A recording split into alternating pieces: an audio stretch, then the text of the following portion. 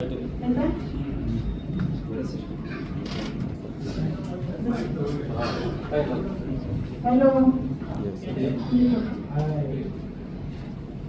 मध्ये कोणी येऊन शूटिंग करू नका, पाठीमागून चालू आहे.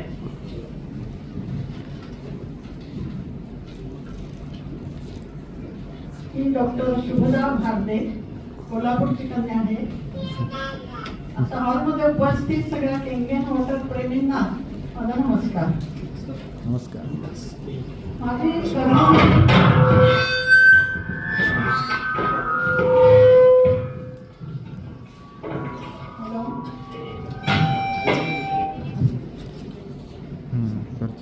आता म्हटल्याप्रमाणे माझी कर्मभूमी जरी मुंबई असली आणि टाटा मेमोरियल हॉस्पिटलमध्ये मी अनेक वर्ष काम केलं आणि कॅन्सरच्या या फील्डमध्ये मी गेली 45 वर्ष कार्यरत आहे. तरी पण माझी जन्मभूमी कोल्हापूर आहे आणि गेल्या काही वर्षांपासून पेपरमध्ये अशा बातम्या यायच्या. मी मुंबईतच होते, पण दरवेळेला ऐकू यायचं, बातम्या ऐकायची मी की कोल्हापूर जिल्हा हा कॅन्सरमध्ये नंबर 1 आहे आता महाराष्ट्रामध्ये. मला खूप वाईट वाटायचं, कारण कोल्हापूर इथे मला खूप अभिमान आहे. माझा जन्म इथला, शालेय शिक्षण इथलं, कॉलेजचं शिक्षण इथे झालं, पुढचं शिक्षण सगळं मुंबईला झालं. मग माझा जिल्हा हा किंवा कोल्हापूर प्रत्येक गोष्टीत 1 नंबर असं आपल्याला म्हणायची सवय असते. तर ते नेमकं अनफॉर्च्युनेटली कॅन्सरमध्ये पण 1 नंबर आला. तेव्हा मी ठरवलं की आपण ह्यासाठी काहीतरी भरीव कामगिरी केली पाहिजे. जे पेशंट यायचे टाटा हॉस्पिटलला किंवा माझ्या कॉन्टॅक्टमध्ये येत असं, त्यांना मी माझ्याकडून जेवढी सेवा देता येईल तेवढी देत होते. मी मुळात लॅबोरेटरीमध्ये काम करत होते, हिस्टोपॅथॉलॉजी लॅबोरेटरी. तर ह्या लॅबोरेटरीमध्ये कॅन्सर पेशंट्सना म्हणजे जर डाऊटफुल असेल, काही सिम्पटम दिसली, त्यानंतर ती बायोप्सी काढली जाते, ती टेस्टला पाठवली जायची आणि ह्याचा रिपोर्ट जो येतो, आता ऑडियन्समध्ये बरेच डॉक्टर्स आहेत, जे विल अप्रिशिएट की histopathology department it plays the pivotal role in the diagnosis आणि मग ट्रीटमेंटमध्ये. पिव्होटल म्हणजे अगदी कन्फर्म डायग्नोसिस मिळतं, जे रेडिओलॉजिकल डायग्नोसिसमध्ये होऊ शकत नाही. Pin point diagnosis in brief. Okay. आता कॅन्सरची ट्रीटमेंट जी आहे ती मुख्यतः 3 मोडॅलिटीज आहेत, 3 प्रकार आहेत. एक पहिला सर्जरी. अनेक वर्षांपूर्वी फक्त सर्जरी एवढंच वापरलं जायचं, पण सायन्समध्ये असं आहे की इव्होल्युशन होत राहते. मग ओव्हर द इयर्स किमोथेरपीचा शोध लागला. किमोथेरपी म्हणजे ती अँटी कॅन्सर ड्रग्ज असतात जी वाढणाऱ्या पेशींना मारतात, थोडक्यात सांगायचं तर. तिसरी मोडॅलिटी आहे ती आहे रेडिओलॉजी. आता अलीकडच्या काळामध्ये जेव्हा डायग्नोसिस ॲक्युरेट व्हायला लागलं, तेव्हा ह्या 3ही मोडॅलिटी वेगवेगळ्या प्रकारे वापरात यायला लागल्या. शेवटी मॉडर्न मेडिकल सायन्स किंवा कुठल्याही सायन्सचं किंवा मेडिकल फील्डचं एम काय असतं की पेशंटला क्युअर करणं, बरं करणं. तर त्या दृष्टीने मग रिसर्च सुरू झाला. मग डायग्नोसिस आल्यानंतर मग पेशंटला ही सर्जरी करायची, की आधी किमोथेरपी द्यायची, हे पण ठरवलं जायचं. कारण काय होतं, बरेचदा कॅन्सरचा जे प्रादुर्भाव होतो त्याची सिम्पटम्स लवकर दिसत नाही. हा सगळ्यात मोठा हा अडथळा आहे ट्रीटमेंटमध्ये. मग जेव्हा सिम्पटम दिसतात त्यावेळेपर्यंत कॅन्सर ऑलरेडी स्प्रेड झालेला असतो बरेचदा. मग आता इट बिकम्स इनऑपरेबल. किंवा समजा पोटात आहे, फॉर एक्झाम्पल, आजूबाजूच्या ऑर्गन्सना तो चिकटलेला असतो. पोटात असला तरी किडनीला असतो किंवा लिव्हर, आणखी ब्लॅडर, ह्या अशा ऑर्गन्सना तो चिकटलेला असतो. ते ठरवतात की आपण किमोथेरपी द्यायची. It is known as neo adjuvant chemotherapy. हे नावं लक्षात नाही ठेवली तरी चालेल, मी एक्सप्लेन करते. किमोथेरपी देऊन नंतर तो श्रिंक होतो ट्यूमर आणि मग इट बिकम्स ऑपरेबल. तर अशा प्रकारे ही किमोथेरपीची treatment. Again it is followed by surgery. सर्जरीमध्ये सर्जन्स काय करतात, नेकेड आयला जेवढं त्यांना दिसेल ट्युमर आहे आणि ते फील करतात हाताने, तो हार्ड असतो, तर ते जेवढं त्यांना जमेल तेवढं ते रिमूव्ह करायचा प्रयत्न करतात. पण काय होतं की ह्याच्यामध्ये मायक्रोस्कोपिक सेल्स असतात, त्या शरीरामध्ये अजूनही राहिलेल्या असतात, तर त्या काढणं गरजेचं असतं. मग ह्यासाठी जेव्हा आता समजा ट्युमरचा पोर्शन काढला, सर्जरी झाली, तो आमच्या डिपार्टमेंटला पाठवला, त्याचं डायग्नोसिस झालं, त्यानंतर मग असं कळलं की त्या ट्युमरच्या बरोबर आणखी आजूबाजूला पण काही लिम्फ नोड्स तयार झालेले आहेत, त्यामध्ये कॅन्सर आहे. आता लिम्फ नोड म्हणजे थोडक्यात मी आपल्या लोकल लँग्वेजमध्ये सांगते की समजा आपल्या हाताला काही लागलं, कापलं, भाजलं, मार बसला, तर आपल्याला काखेचं पण म्हणता अवधान आलं, गाठ येते.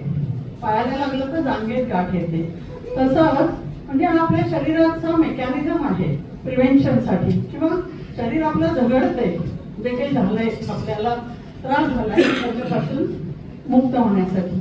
तसंच कॅन्सर जेव्हा ट्युमर जेव्हा शरीरामध्ये पसरायला सुरुवात होते, तेव्हा आपलं शरीर त्याच्या म्हणजे इम्युनॉलॉजी आपली ऍक्टिव्ह होते आणि त्याला आपण प्रतिकार करायचा आपलं शरीर प्रयत्न करायला लागतं. तर त्यामुळे काय होतं, लिम्फ नोड्स तयार होतात. ज्या लिम्फ नोड तर असतात शरीरभर असतात, lymphatic system it runs parallel to the circulatory system, पण ते छोटे छोटे असतात गाठी. आता जिथे कॅन्सर तयार झाला तर गाठी वाढल्या. मग आता हे स्पेसिमेन आमच्याकडे देतात, त्यामध्ये जर समजा ट्युमर आहे, समजा एकूण 20 लिम्फ नोड्स आहेत त्या स्पेसिमेनच्या बरोबर, तर त्यातल्या आउट ऑफ 20 कितीमध्ये कॅन्सर आहे हे बघितलं जातं. जर नसेल, which is very rare thing, कारण हे डायग्नोसिस उशिरा झालेलं असतं. जर लिम्फ नोड निगेटिव्ह असतील किंवा नुसते रिॲक्टिव्ह असतील तर there is no further treatment. Okay, म्हणजे तो पेशंट खूप भाग्यशाली आहे म्हणायला पाहिजे, पण असं फार रेअरली होतं. बरेचदा काय होतं, लिम्फ नोड्स पॉझिटिव्ह येतात आणि मग पेशंटला किमोथेरपी द्यावी लागते. काही वेळेला असं असतं की ट्युमर छोटासा असतो आणि लिम्फ नोड निगेटिव्ह असतात, पण फ्युचरमध्ये समजा ट्युमर परत आला तर काय करायचं, म्हणून ते प्रॉफिलॅक्टिक ट्रीटमेंट म्हणून पण किमोथेरपी देतात, म्हणजे to avoid further growth of the cancer. Okay, आता एक माझा एक एक्सपिरियन्स मी शेअर करते. गेल्या 45 वर्षांमध्ये अनेक पेशंट्स जवळून बघितले, त्यांच्या फॅमिलीजमध्ये प्रॉब्लेम्सही आम्ही जवळून पाहिले. कारण मला सुरुवातीपासून अशी सवय की त्यांच्या रिलेटिव्हशी बोलायचं, पेशंटशी बोलायचं, थोडंसं काउन्सिलिंग करायचं, त्यांना गरज असायची. मग तेव्हा लक्षात यायचं की हा रोग इतका पसरलेला आहे आणि तो इतका एक्सपेन्सिव्ह आहे. आता आपल्या कोल्हापूर वगैरे या एरियातून किंवा गावाकडून अनेक पेशंट्स टाटा हॉस्पिटलला यायचे, कारण टाटा हॉस्पिटल आशियामधलं नंबर 1चं कॅन्सर हॉस्पिटल आहे, जिथे सगळे ट्रीटमेंट मोडॅलिटीज अवेलेबल आहेत, लेटेस्ट टेक्नॉलॉजी आहे, आणि जे पेशंट अफोर्ड करू शकत नाही त्यांच्यासाठी पण तिथे सोय आहे. त्यामुळे तिथे प्रचंड गर्दी असते. आता मी पेशंटला सांगायची की ही सगळी ट्रीटमेंट पूर्ण करा, याची गरज आहे. मग कुणाला काही कशी आर्थिक वगैरे जर मदत हवी असेल त्यांना गायडन्स द्यायचा. माझ्या परीने मी जेवढं शक्य होईल तेवढं करायची, पण मला छोटी लिमिटेशन्स होती, कारण नंबर ऑफ पेशंट्स मोर तेवढं आपण पुढे पडत नाही. सेंट्रल गव्हर्नमेंटचं जे department of science and technology आणि DBT म्हणजे डिपार्टमेंट ऑफ बायोटेक्नॉलॉजी, त्यांच्या भरपूर साऱ्या ग्रँट्स टाटा हॉस्पिटलला मिळतात आणि त्यावर त्यांचं सगळं ॲडव्हान्समेंट चालू असते. पण तरी सुद्धा समाजातलं कॅन्सरचं प्रमाण जर आज लक्षात घेतलं तर ते पुरेसं पडत नाही आहे, हे लक्षात यायला. आता हे झालं बाकीच्या पेशंटच्या संदर्भात.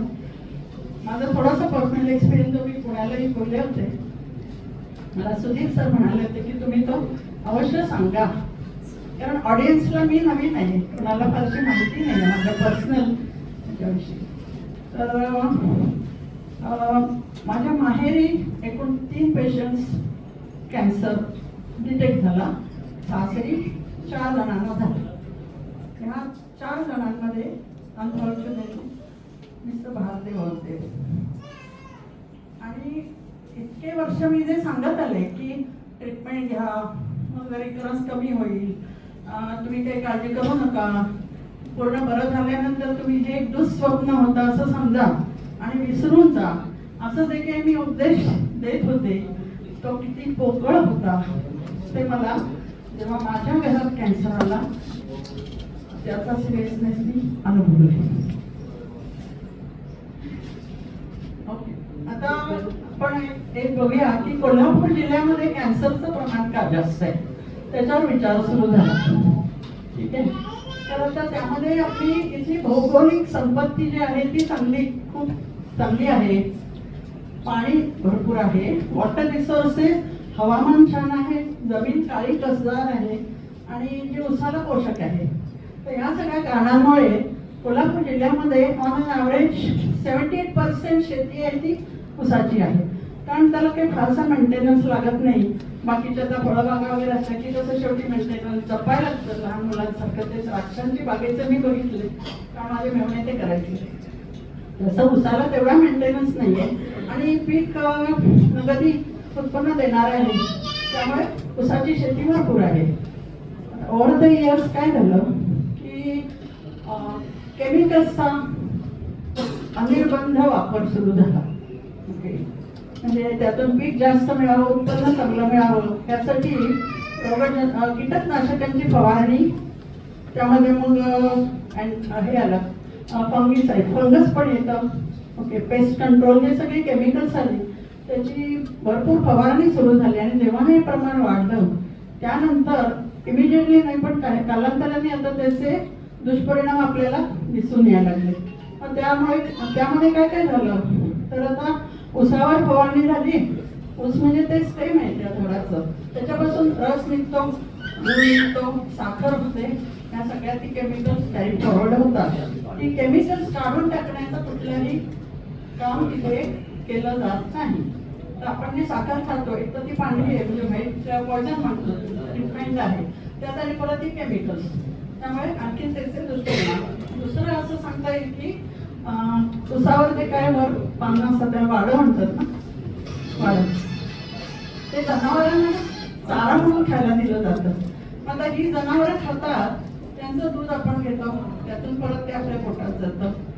उसावर जे पाणी मारलं जातं किंवा पाऊस पडतो त्यावरून जे केमिकल्स त्याच्यावर मारलेली आहेत ती वाहून जातात, ती सरफेसवर स्प्रेड होतात. ते surface water gets polluted by chemicals. त्याबरोबरच जे पाणी एक्सेस आहे ते जमिनीच्या खाली अंडरग्राउंड म्हणजे पर्कोलेट होतं, खाली झिरपतं. त्या पाण्यामध्ये ही परत केमिकल्स कॅरी फॉरवर्ड होतात. तर हे सगळं पाणी जे आहे ते सिवेज वॉटर म्हणजे नदीमध्ये जे सोडतात, फॅक्टरीचे जे बाय प्रॉडक्ट आहे सगळं पाणी, आणि जे दूषित पाणी जे असतं तर अनफॉर्च्युनेटली आपल्याकडे त्याच्यावर एवढं लक्ष दिलं जात नाही. तर ही एक गोष्ट पण ती आपल्या कंट्रोलच्या बाहेर आहे. कारण हे खूप मोठं आहे, राजकारण आहे त्याच्या मागे मोठं, गव्हर्नमेंट आणखी हे, त्याच्याविषयी मी बोलू इच्छित नाही. तर पण आपल्याला ते दिसायला त्याचीच होतात ना. दुसरं मला असं सांगायचंय की आता हे नदीतलं जे पाणी आहे तेच परत आपण प्यायला वापरतो. नंतर आपल्या फूड ग्रेन्स म्हणजे धान्य पिकवायला, फळांना, भाजीपाल्याला हेच पाणी वापरलं जातं. परत ते सगळं केमिकल आपल्या पोटात जातं. आता माझ्या मिस्टरांना जेव्हा पॅन्क्रियाटिक कॅन्सर झाला तेव्हा डॉक्टर पी जगन्नाथ म्हणून सर्जन होते पुण्याच्या ह्याच्यात. मी चुकून सांगितलं, he is a national entity. Actually doctor P Jagannath हे जगप्रसिद्ध इंटरनॅशनल एंटिटी आहे इन द कोलोरेक्टल कॅन्सर आणि लिव्हर वगैरे याच्यावर खूप एक्सपर्ट आहेत ते. त्यांच्याबरोबर माझे अनेक पेपर्स पब्लिश झालेले आहेत. Unfortunately I have worked on this topic, pancreatic cancer, gall bladder cancer. त्याचा रूट कॉज काय आहे म्हणजे त्याला इटिओलॉजी असं म्हणतात. What is the cause of this disease. तर ते आम्हाला असं लक्षात आलं की सिवेज वॉटरमध्ये जे काही केमिकल्स आणि ट्रेस मेटल्सचं जे प्रमाण वाढलेलं असतं त्या सगळ्यामुळे कॅन्सर होतो.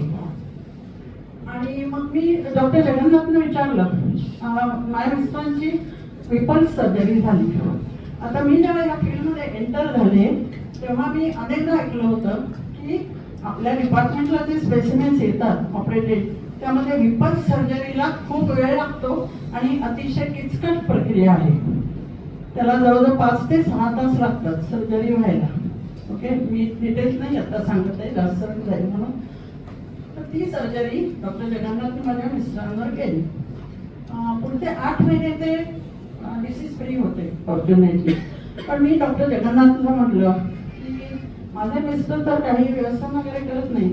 कारण एक आपल्या डोक्यात एक असं असतं ना की बाबा सिगरेट स्मोकिंग, टोबॅको च्युइंग, त्यांची बॅड हॅबिट्स, अल्कोहोल किंवा ह्या बाकीच्या गोष्टी किंवा आजकाल आता रिफाईंड फूडचं पण प्रमाण इंटेक खूप वाढलेलं आहे, विशेषतः यंगस्टर्समध्ये खूप वाढलेलं आहे. तर that is the root cause of gastrointestinal tract tumours actually. तर डॉक्टर जगन्नाथनी मला तेव्हा असं उत्तर दिलं. म्हटलं त्यांना काही व्यसन नाही आहे. ते म्हणाले इथे व्यसनाचा प्रश्न येत नाही. हे सगळे ही जी केमिकल्स असतात इन्सेक्टिसाइड्स वगैरे ते आपल्या फूड ग्रेन्समधून भाजीपाला आणि फळांमधून ती पोटात जातात आणि त्याच्यामुळे हा झालेला आहे कॅन्सर. आणि त्याचं काही आपल्याला सिम्पटम दिसले नाही. मग पुढे त्यांची किमोथेरपी झाली, ॲडव्हान्स जीन थेरपी झाली. त्याच वेळेला डॉक्टर मनोहर पर्रिकर साहेब गोव्याचे, त्यांना पण तोच ट्युमर डिटेक्ट झाला होता आणि त्यांची ट्रीटमेंट अब्रॉड चालली होती अमेरिकेला.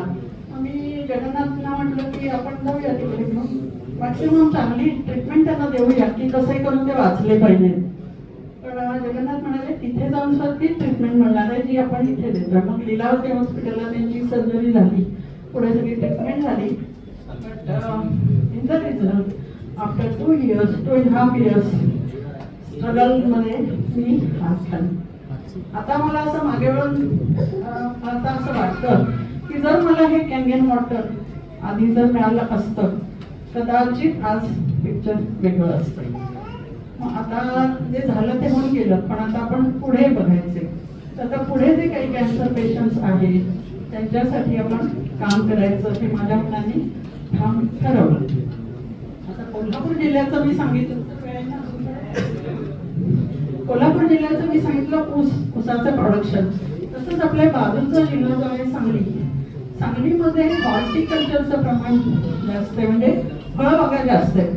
डाळिंब, द्राक्ष, पेरू हे सगळे जी फळं तयार होतात तिथे. त्याच्यावर परत तेच कीटकनाशकं मारणं, कारण फळ चांगलं रसरशीत दिसलं पाहिजे आणि पैसे जास्त मिळाले पाहिजेत. पण तेव्हा हा विचार केला जात नाही की त्याच्यामुळे लोकांना काय त्रास होणार आहे. आता ही फळं आपण घरी आणतो आणि कोविडच्या काळात आपल्याला थोडासा अवेअरनेस आपला वाढला होता की आपण भाज्या फळं वगैरे मिठाच्या पाण्यात घालत होतो. पण मिठाच्या पाण्यात नुसतं घालून या फळं भाज्या आणि ग्रेन्स मधलं केमिकल अजिबात जात नाही. It is a fact. मग आता त्यासाठी काय करायचं. आता हे 11.5 pH मला आनंद सरांनी ते डेमोमध्ये दाखवलं होतं आणि I was very much impressed by that point. म्हणजे हे मशीन खरेदी करण्यात आणि मला ह्या विषयात इंटरेस्ट आणण्यामध्ये त्या पॉईंटचा खूप मोठा रोल आहे. कारण दुसरं आपल्याकडे काही हरकत नाही आहे ते केमिकल काढण्याचं. Just you put it in the 11.5 pH water and everything gets extracted which is harmful to the body. त्यामुळे आपलं प्रिव्हेंशन होऊ शकतं कॅन्सरचं. तर हे मला सांगायचं होतं. दुसरी गोष्ट आता आपल्या ऑडियन्समध्ये का आईने सांगितलं ब्रेस्ट कॅन्सरचं उदाहरण दिलं. तर मी ॲक्च्युली ह्या फील्डमध्ये येण्याला ह्याचं क्रेडिट मी देईन संदीप उदाहरण संदीप वेलेकर हे माझे फॅमिली फ्रेंड आहे. तर गेल्या वर्षी काय झालं ते दिवस आले खूप नर्वस होते. नेहमी हसतमुख असणारा माणूस असं काम त्यांनी सांगितलं की माझ्या मिसेसला ब्रेस्ट कॅन्सर डिटेक्ट झाला आणि एकदम परिस्थिती खूप लहान मुलगा आहे त्यांना 10 वर्षाचा. फॅमिली खूप एकदम डिस्टर्ब झाली होती.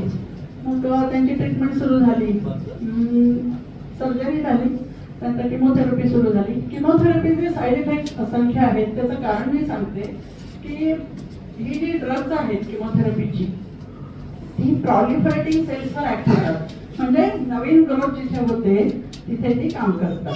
कारण कॅन्सर म्हणजे ग्रोथ आहे, new growth without any control, uncontrol growth of cells, that is cancer, एका वाक्यात सांगायचं तर.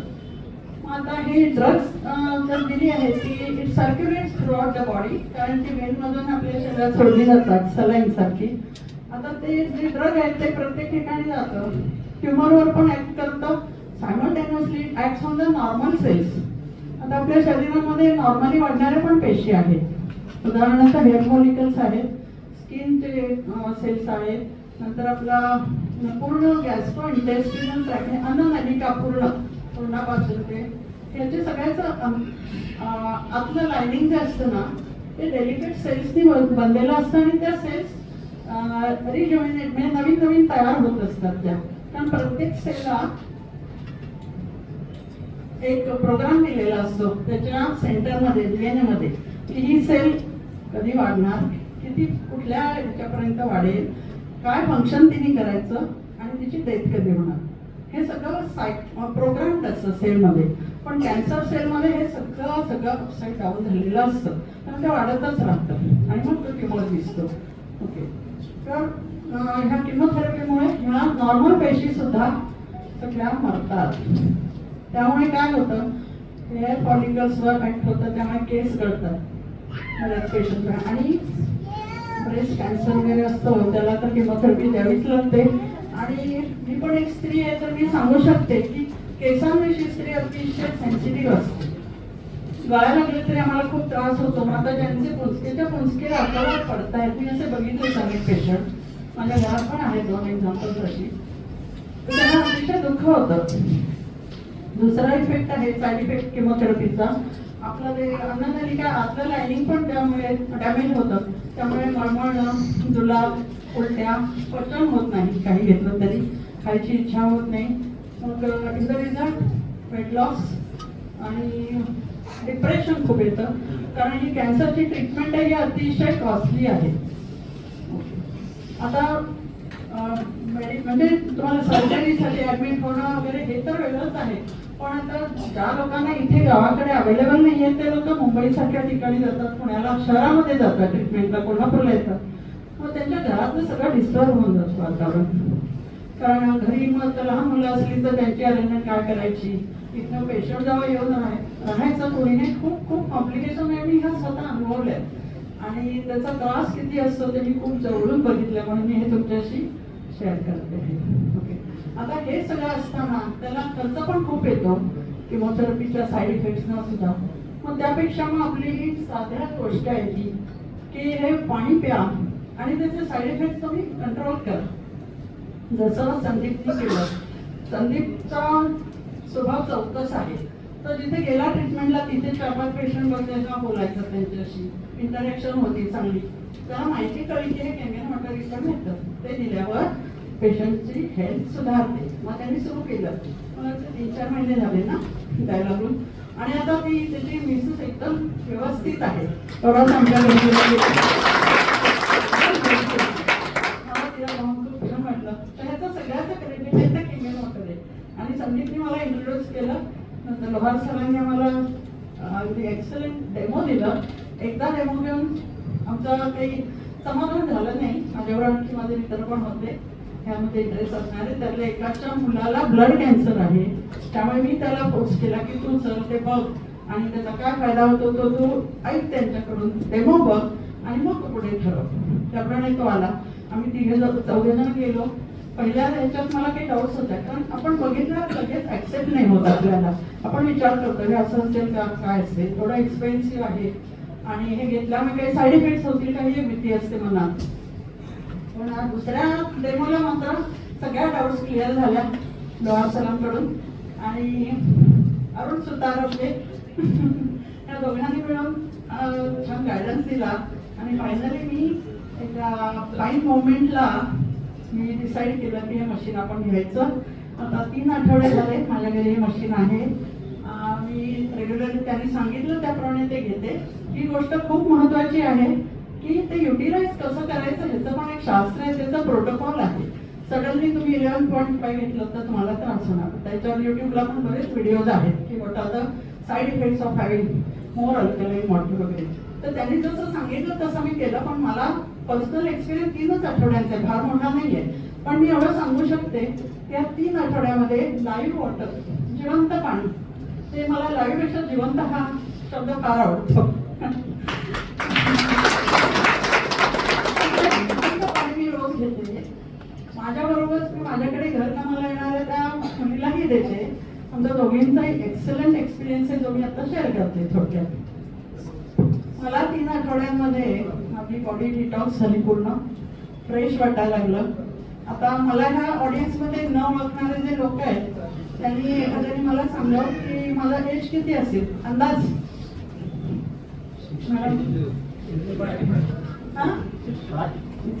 ओके, तर फक्त 6 वर्ष मिळवा. ओके, आता हे 21 दिवस झाले. मला असं वाटतं की अजून एक 3 महिने गेल्यानंतर त्यात आणखी फरक पडेल. माझी एनर्जी लेवल खूप वाढली. मला असं एक्सपिरियन्स होते की साधारण 45 ते 50 वर्षी मी तसं काम करत होते. तर मी टाटा हॉस्पिटलमध्ये तिथे आमचं डिपार्टमेंट एक वर्क लाईक फॅक्टरी, कारण सगळे ट्युमर्स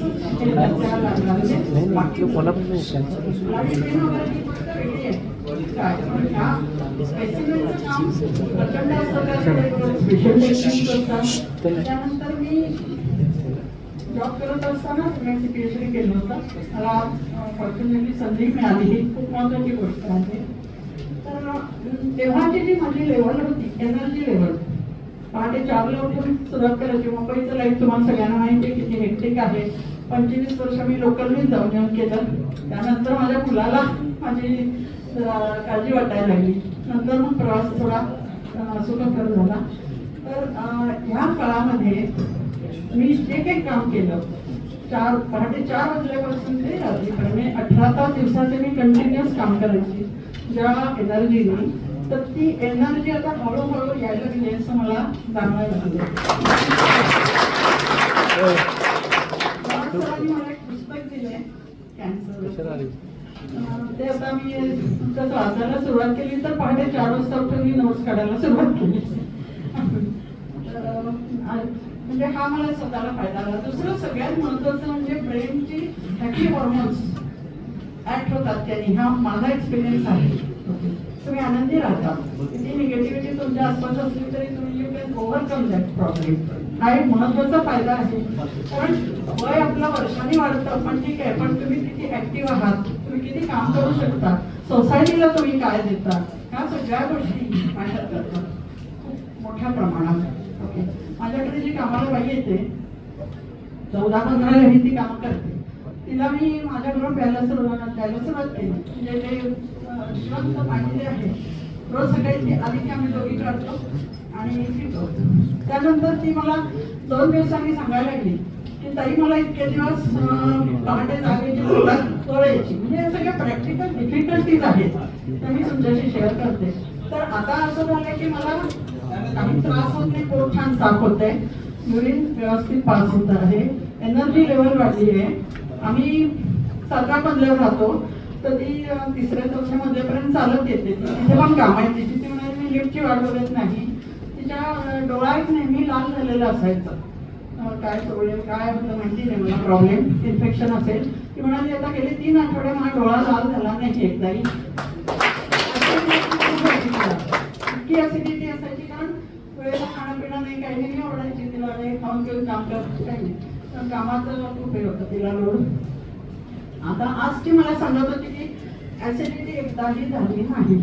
तर हा मोठा फायदा आहे. म्हणजे आता मी जो बघते तो नंतर माझे जे क्लासमेट आहेत, मी म्हटलं मगाशी ब्लड कॅन्सर झालंय त्यांच्या मुलाला, काल मी त्यांच्याशी बोलले. म्हटले कॅन्टीन वॉटर तुम्ही घ्यायला लागल्यापासून तुमच्या मुलाला काय फायदा झाला. तर ते म्हणाले त्याची स्किन जी होती ती दगडासारखी कडक झाली होती. तर ती त्यांनी साधारण 1 महिना होऊन गेला. ते मला वाटतं असं त्या मॅडम येणार त्यांना कीर्ती क्रांती जोशी आल्या नाही. हां, तर ते त्यांच्याकडून पाणी घेतात. 1 महिना झाला ते लाईव्ह वॉटर पण पितो मुलगा आणि हे पण वापरतो घरी आणून. तर ती स्प्लिन कडक होती ती आता सॉफ्ट झाली आहे. त्याला ते पोटात असं खूप जड वाटायचं, भूक लागायची नाही.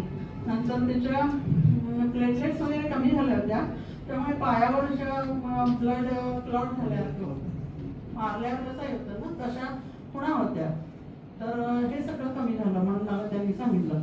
आणि तो व्यवस्थित जेवतो फिरतो व्यवस्थित आहे, म्हणजे 1 महिन्यामध्ये त्याला ब्लड कॅन्सरला जर एवढा फायदा होऊ शकतो, तर आपण नॉर्मल लोकांनी जर हे घेतलं तर आपल्याला म्हणजे प्रिव्हेन्शन होईल ह्या सगळ्या गोष्टींपासून. ओके, 2 मिनिटं का उशीर होता चालेल ना. आता हे कॅन्सरबद्दल झालं, थोडंसं जनरल सांगते की हे जे केंगेन वॉटर आहे ना, पुण्याला बरेच जण नव्हते ना म्हणून मी रिपीट करते, तिथे सगळ्यांनी ऐकलेलं आहे. तर मला खूप मोठा मुद्दा असा वाटतो की हे केंगेन वॉटर म्हणजे होलिस्टिक अप्रोच आहे. होलिस्टिक म्हणजे काय, तर मॉडर्न मेडिकल सायन्समध्ये काय आहे की तुमचे सिम्पटम्स, आपण गेलो डॉक्टरना, माझं डोकं दुखतंय घ्या, पोट बिघडलंय अमुक औषध घ्या, ते झालंय तर अमुक औषध घ्या, असं वेगवेगळ्या प्रकारचे औषधं ते देतात. ओके, त्याचा परत आपल्या शरीरावर दुष्परिणाम होत नाही. इथे काय होतं की हे फक्त तुम्ही रोजचं तुमचं पिण्याचं जे पाणी आहे, जे काही आरोचं किंवा काय जे पीत होतो ते फक्त रिप्लेस करा. हे पाणी तुम्हाला जे सांगतील, प्रोटोकॉल जे देतील त्याप्रमाणे तुम्ही ग्रॅज्युअली pH इन्क्रीज करायला सांगितलं. कारण सेल ही अतिशय नाजूक असते, तर तिला सडनली तुम्ही जर एकदम 11.5 pH दिलं तर त्यांना शॉक बसल्यासारखं होतं, इलेक्ट्रिक शॉक सारखं असतं ते सेलला, म्हणजे तिचं व्हेरी डेलिकेट एंटिटी. म्हणून ते त्यांनी त्या प्रोटोकॉलमध्ये दिले की ग्रॅज्युअली तुम्ही pH वाढवा. ओके, त्याच्या मागे पण मोठं शास्त्र आहे आणि ते तुम्ही तसं जर फॉलो केलं ना तर there is nothing like that. तर हे होलिस्टिक अप्रोच आहे, टेक्स केअर ऑफ. आता आपल्या ऑडियन्समधल्या एक्सपिरियन्सेस शेअर केले, BP, शुगर, थायरॉईड. नंतर माझा स्वतःचा अजून एक अनुभव आहे, मला हे हल्लीच्या वातावरणामध्ये सांधे दुखायला लागले आणि बोटाही माझी अशी सकाळी उठली अशी कडकच राहिली, दुसऱ्या हाताने मला अशी करावी लागायची, म्हणजे ते मला वाटतं आपलं पित्त वगैरेचा प्रकार होता. 3 आठवड्याने मी पाणी प्यायला लागले, आता काही प्रॉब्लेम नाही.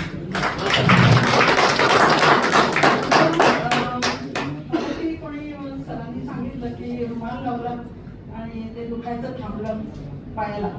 तसं मला मला वाटतं 8-10 दिवसांपूर्वी खूप हेक्टिक झालं होतं शेड्यूल आणि दमले होते मी, खूप चढ उतार झाले, बँकेत वगैरे जाऊन लिफ्ट नव्हती, पण ते करणं भाग होतं. त्यानंतर मी घरी आले, मी त्यांना फोन केला अरुणना, म्हटलं गुडघे खूप दुखतात म्हटलं माझे, काय करू. आणि एका पायाचं मला थोडंसं ऑपरेशन झालं, पडले होते मी म्हणून. तर अरुणने मला सांगितलं की तुम्ही 11.5 pH पाणी घ्या, त्यामध्ये कॉटनचा कपडा टॉवेल वगैरे असं उडवा, गुंडाळून ठेवा. आपल्याला किती वेळ लागेल, कारण थंडी पण खूप होती. ते म्हणाले काय नाही, हार्डली अर्धा तास. मग मी तसं केलं आणि काढलं, गुंडाळलं. 15व्या मिनिटाला माझी कळ कमी झाली. आपल्या घरात इतका दुखत होता हा गुडघा. तर तो एक फायदा, म्हणजे हे प्रॅक्टिकल एक्सपिरियन्सेस आहेत आणि सगळे विन विन सिच्युएशन आहे ही. एकदा तुम्ही इन्व्हेस्ट करा किंवा आता आपल्याला ज्यांना शक्य नाही आहे त्यांना आपल्याला अवेलेबल आहे पाणी, हे पेडणीक असेल ना, हां जातच असते, तर ते अवेलेबल आहे, त्याचा तुम्ही फायदा करून घ्या, तुमची हेल्थ सुधारा, असं सगळं तुम्ही करू शकता. दुसरं आता कॅन्सर विषय झाला तर मगाशी मी सांगितलं ते आपल्या शरीरामध्ये 5 व्हायटल ऑर्गन्स आहेत महत्वाचे. ब्रेन हा तर सगळ्याचा पहिला आहे, it governs all the activities of the body. दुसरं झालं लंग्स, तिसरं हार्ट, चौथी लिव्हर, 5वं किडनी. तर हे जे महत्वाचे ऑर्गन्स आहेत, ह्यांना जेव्हा ब्लड सर्क्युलेशन व्यवस्थित होऊन ऑक्सिजनचा प्रॉपर सप्लाय मिळेल, नंतर तुम्ही जे अन्न खाता ते जर तुमचं डायजेशन व्यवस्थित झालं तर आणि ते ॲसिमिलेट झालं, म्हणजे ब्लड सर्क्युलेशनमध्ये गेलं, तर त्याचा जो फायदा सर्क्युलेशनमधून होतो. आपण एरवी म्हणतो ना, अंगी लागत नाही अन्न, म्हणजे काय खाल्लं ते निघून गेलं. तर या पाण्यामुळे पचन पण होतं, लिव्हरचं फंक्शन चांगलं होतं, ब्रेन ह्या सगळ्या व्हायटल ऑर्गन्सचं फंक्शन चांगलं होतं, कारण सर्क्युलेशन वाढतं, ऑक्सिजनची लेवल वाढते, अँटीऑक्सिडंट्स त्यामध्ये असतात, फ्री रॅडिकल्सचं प्रमाण कमी होतं, ऑक्सिडेशन कमी होतं. तर असे सगळे हे फायदेच फायदे आहेत त्याचे. ओके, आता माझा परत एकदा मी रिपीट करते, माझं असं मिशन आहे आता की मी जे मशीन घेतलं त्यांनी माझी हेल्थ सुधारेलच, म्हणजे त्याबद्दल मला खात्री आहे. त्याबरोबर मी इतरांना पण याची माहिती देईन, ज्यांना शक्य आहे ते जे कन्व्हिन्स होतील ते. कारण कन्व्हिन्स करणं हा एक प्रकार आहे मोठा. त्यामध्ये क्रिटिसिझम करणारे पण लोक मला भेटत आहेत.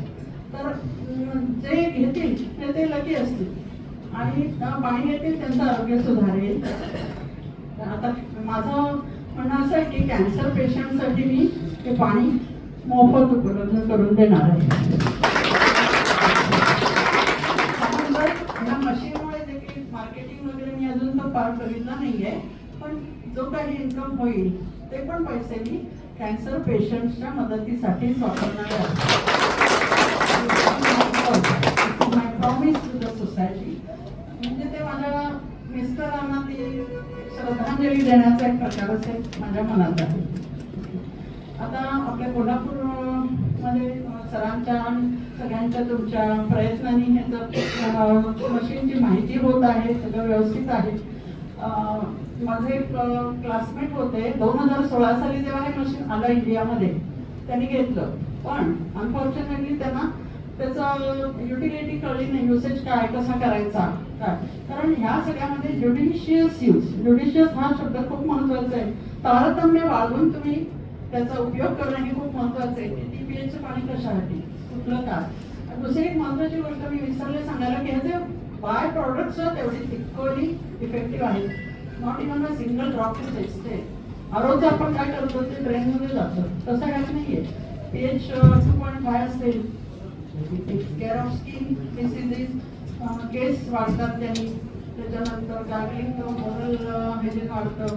त्याच्यानंतर ॲसिडिक आपलं ब्युटी वॉटर त्या पुण्याच्या मॅडमने सांगितलं होतं ते नुसतं स्प्रे करायचं त्याने हायड्रेशन. म्हणजे विन विन सिच्युएशन आहे in general. Okay, in brief. तर मला असं वाटतं की याचं ट्रेनिंग व्यवस्थित देणं लोकांना. Maintenance is very important part, जो तुम्ही मला प्रॉमिस केलेला आहे. Okay, service. कारण काय व्हायचं, टाटाला मी laboratory head of the department होते. अब्जावधी रुपयांच्या ग्रँट्स असायच्या, त्या आम्ही वेगवेगळ्या डिपार्टमेंटला डिस्ट्रीब्यूट करायचो. प्रत्येक डिपार्टमेंटकडून रिक्वायरमेंट घ्यायचो आम्ही, मग त्यात प्रायोरिटाईज करायचं त्या ग्रँट प्रत्येक डिपार्टमेंटला. ओके, पण त्यामध्ये आम्ही हा पोर्शन खूप महत्वाचा होता पार्ट की आफ्टर सेल सर्व्हिस किती चांगली आहे. कारण आम्ही लोक आधी काही खरेदी करून खूप पडलेलो होतो. वाईट एक्सपिरियन्सेस खूप आले की मशीन डन करेपर्यंत छान आहे, अमुक आहे अमुक आहे सांगायचं, आफ्टर सेल सर्व्हिसची गॅरंटी द्यायची आणि फिरकायचंच नाही. मग आम्हाला तर आम्ही सर्व्हिससाठी काम करत होतो, पेशंटसाठी. आम्ही पेशंटना असं तिथे बाहेर रांग लागलेली असेल, आम्ही काय सांगणार मशीन बंद आहे म्हणून, असं नाही सांगू शकत. त्यामुळे मग आम्ही काय केलं, आफ्टर सेल सर्व्हिसला खूप महत्त्व दिलं. तर ते मला अपेक्षित आहे आणि I am sure that you will provide it. आणि हे सगळं जर तुम्ही सांभाळलं तर इंडियन हॉटेलला खूप चांगले दिवस येणार आहे. ओके,